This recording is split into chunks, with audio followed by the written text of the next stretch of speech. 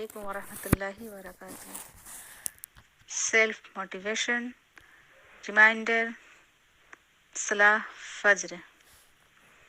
فجر میں نہیں اٹھتی نہ آپ، نہیں کھلتی نہ آنکھ آپ نماز کے لیے، اور اگر کبھی کھل بھی جائے تو سستی ہوتی ہے نا؟ اذان کی آواز کان میں پڑ بھی جائے تو کروٹ بدل کر پھر سے نیند کی وادیوں میں کھو جاتی ہے نا؟ پتہ ہے ایسا کرنے سے آپ کو کیا ملتا ہے؟ تھوڑی دیر کی میٹھی نیند بس۔ اور پتہ ہے آپ کیا کچھ کھو دیتی ہیں؟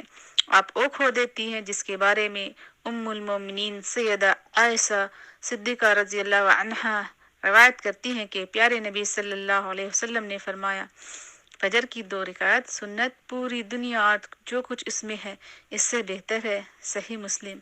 سوچے ذرا کیا کچھ کھو دیا صرف ذرا سی نیند کے لیے۔ ہم تو اللہ سے شکوہ کرتے ہیں کہ ہمارے کام نہیں بن رہے، ہمیں کامیابی نہیں مل رہی، لیکن جب دن کی شروعات سے پہلے صدا آتی ہے کہ آؤ کامیابی کی طرف، اس وقت کہاں ہوتے ہیں ہم تو میٹھی نیند میں گم ہوتے ہیں، ہے نا؟ ہم فجر کی 2 سنتوں کو چھوڑ کر پتہ ہے کیا کرتے ہیں؟ دنیا و مافیا سے بہتر کھو دیتے ہیں، کامیابی کے دروازے خود پر خود ہی بند کروا لیتے ہیں۔ نقصان ہمارا ہی ہوتا ہے، لیکن اگر آپ فجر میں اٹھ جائیں تو پتہ ہے کیا کچھ مل جائے گا آپ کو اور 2 سنتیں مل جائیں گی جو دنیا و مافیا سے بہتر ہے۔ اور اگر سنتوں کا اتنا اجر ہے تو فرض کا کتنا اجر ہوگا؟